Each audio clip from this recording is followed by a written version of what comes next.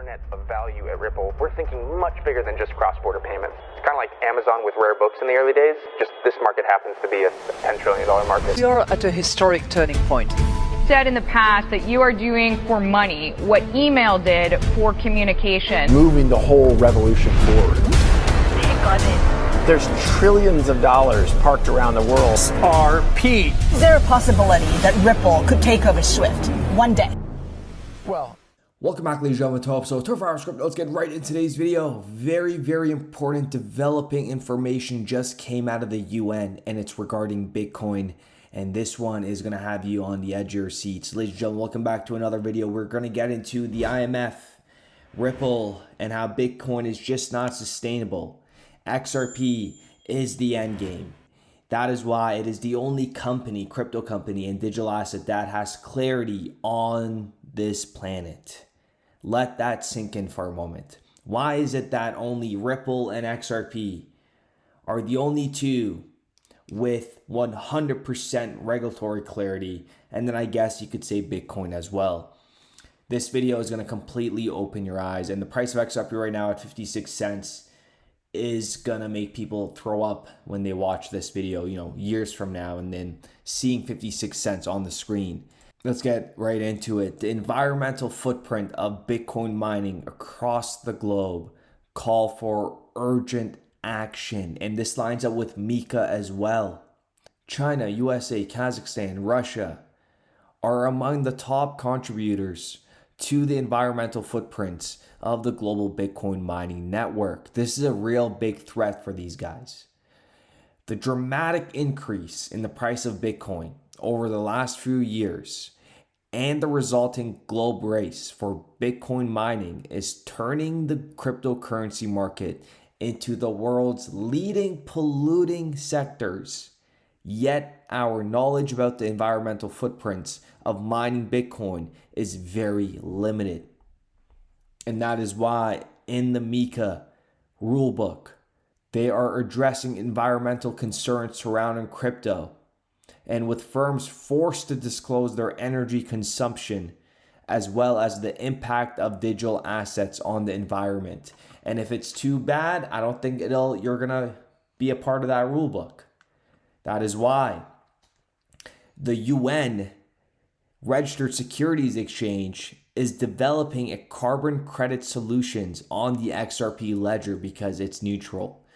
According to the press release from Exchange, XRPL facilitates sustainable blockchain operations as it is also one of the first major carbon neutral blockchains which supports Exchange anti-carbon emission agenda.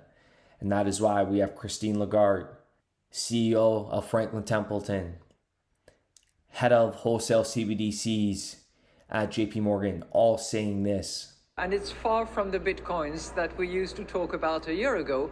Averting this catastrophic outcome requires changing how we produce, how we work, how we live, in order to transition to a carbon zero economy.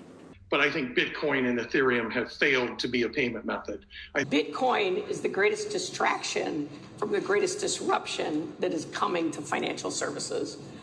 They all have the same agenda, and Ripple fills it perfectly. And that's why back in 2020, Ripple leads sustainability agenda to achieve carbon neutrality by 2030. This is big stuff. It gets even bigger because Ripple commits $100 million to scale and strengthen global carbon market, addresses quality and transparency using blockchain and crypto. And this is back from 2022. And this is what the banks, companies look for when they're looking into a blockchain company.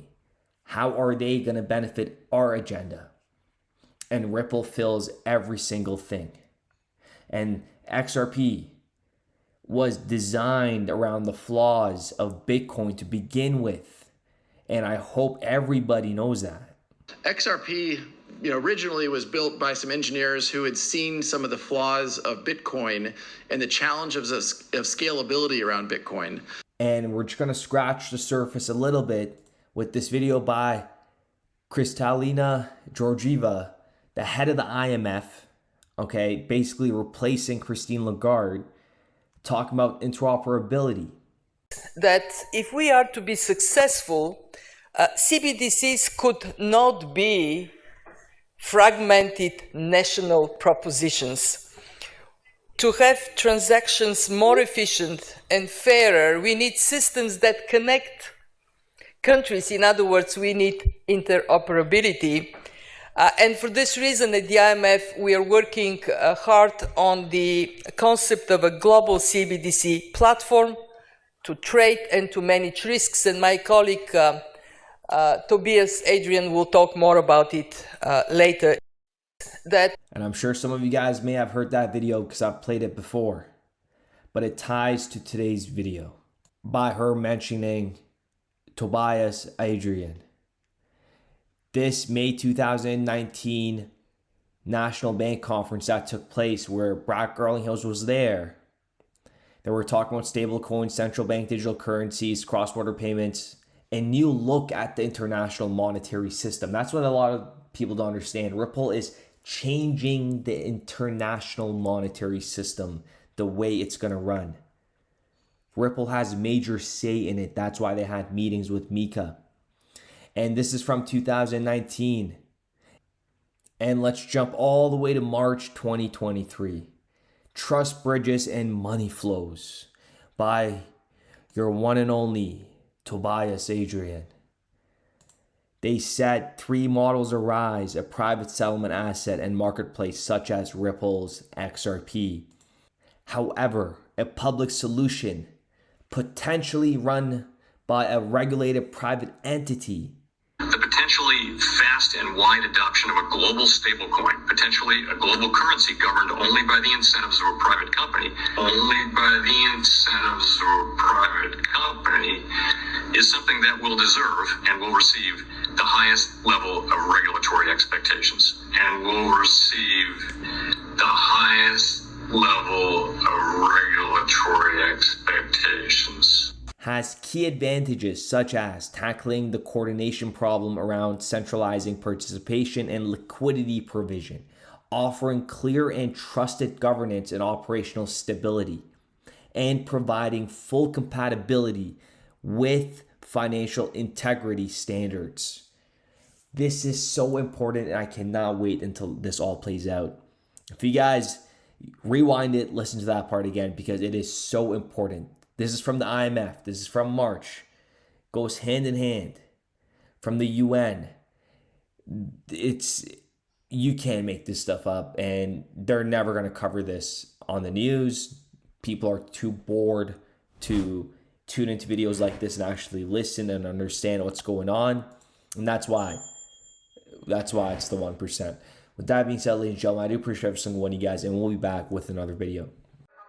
We started building RippleNet with the thesis that crypto liquidity would eventually be able to support robust global payments, large payments. RippleNet was designed so that customers seeing the benefits of our fiat-based network could flip the switch to ODL once the market was mature enough. And this is exactly what's happening. Flip the switch.